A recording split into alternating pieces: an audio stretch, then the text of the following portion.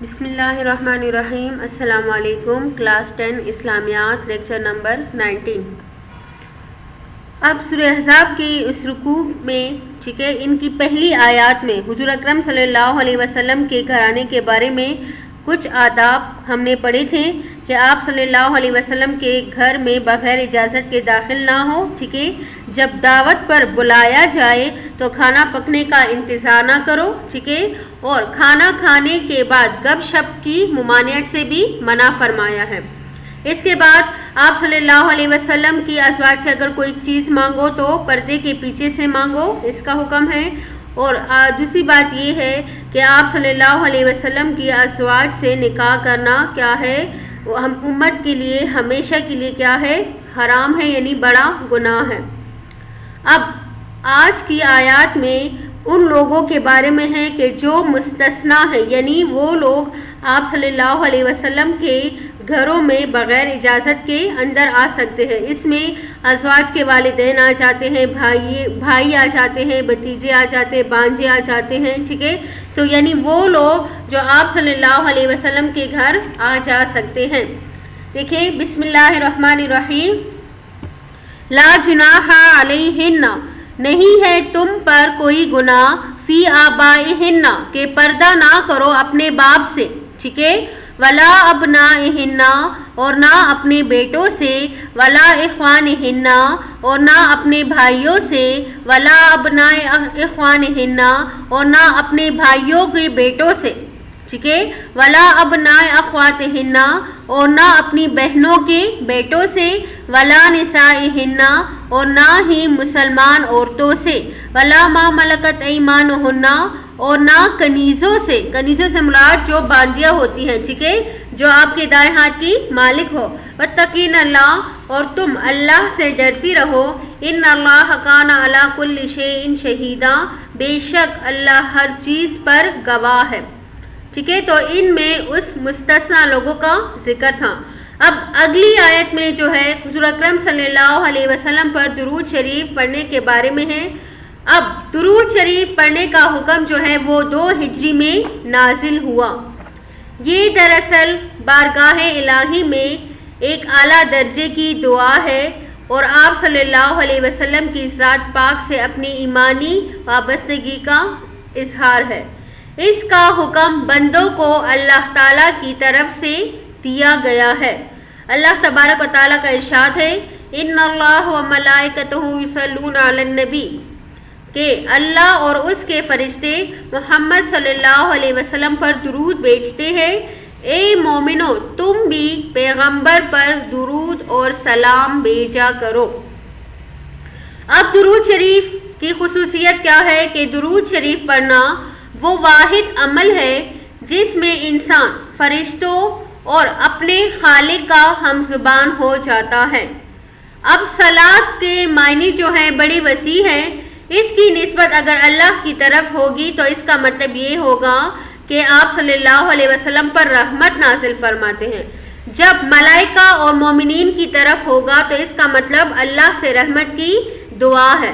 اور اس حکم کی تعمیل میں ہر نماز کے قاعدہ اخیرہ میں درود شریف پڑھنا نماز کی سنتوں میں سے ہے. اب ارشاد نبی صلی اللہ علیہ وسلم ہے جو بندہ مجھ پر 1 مرتبہ درود بھیجتا ہے اللہ تعالیٰ اس پر 10 مرتبہ رحمت بھیجتا ہے، 10 خطائیں معاف کرتا ہے اور 10 درجے بلند فرماتا ہے. دعا جو ہے اس وقت تک زمین اور آسمان کے درمیان معلق رہتی ہے. معلق کا مطلب ہے لٹکی ہوتی ہے، اس وقت تک قبول نہیں ہوتی جب تک کہ درود شریف نہ پڑھا جائے. ٹھیک ہے اس لیے تو کہا جاتا ہے کہ ہر دعا سے پہلے اور آخر میں درود شریف پڑھنا کیا ہے، ضروری ہے. ایک اور حدیث میں ہے کہ آپ صلی اللہ علیہ وسلم نے فرمایا اللہ کے کچھ فرشتے ہیں جو دنیا میں چکر لگاتے رہتے ہیں اور ان کا کام یہی ہے کہ وہ میرے امتیوں کا سلام اور صلات مجھ تک پہنچاتے رہتے ہیں. ٹھیک ہے یعنی درود شریف جو ہے وہ حضور اکرم صلی اللہ علیہ وسلم کو پہنچتا ہے.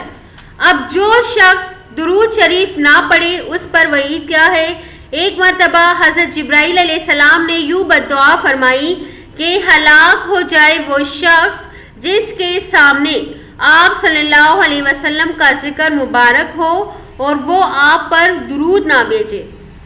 ٹھیک ہے نا؟ تو آپ صلی اللہ علیہ وسلم نے فرمایا آمین. اب حضرت جبرائیل علیہ السلام کی بددعا ہو اور اس پر حضور اکرم صلی اللہ علیہ وسلم کا آمین کہنا ہو تو ایسے شخص کی ہلاکت اور بربادی میں کوئی بھی شک نہیں ہے. تو جو شخص آپ صلی اللہ علیہ وسلم پر کے نام آنے پر درود شریف نہ بھیجے تو وہ اس کے لیے یہ وعید جو ہے وہ بیان ہوئی ہے. ٹھیک ہے. اب دیکھیں آپ صلی اللہ علیہ وسلم کی محبت ایمان کی بنیاد ہے جس کے بغیر دین اور ایمان دونوں کیا ہے؟ نامکمل ہے. اور اس محبت کا تقاضا یہ ہے کہ آپ صلی اللہ علیہ وسلم کا زیادہ سے زیادہ ذکر کیا جائے اور آپ صلی اللہ علیہ وسلم پر درود شریف پڑھا جائے یعنی بھیجا جائے. ٹھیک ہے.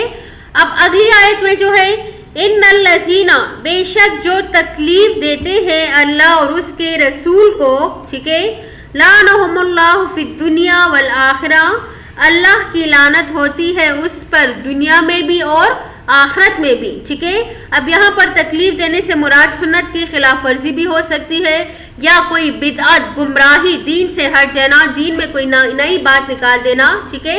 تو یہ بھی کیا ہے آپ صلی اللہ علیہ وسلم کی یہ تکلیف کا سبب ہے. ٹھیک ہے. آگے ہے وعدہ اور تیار کیا ہے لہم ان کے لیے عذاب المہینہ رسوا کرنے والا عذاب. آگے ہے والذین وہ لوگ جو تکلیف دیتے ہیں مومن مردوں کو اور مومن عورتوں کو. ٹھیک ہے. فقط بغیر مکتسبو بغیر اس کے کہ انہوں نے کچھ نہیں کیا ہوتا. ٹھیک ہے.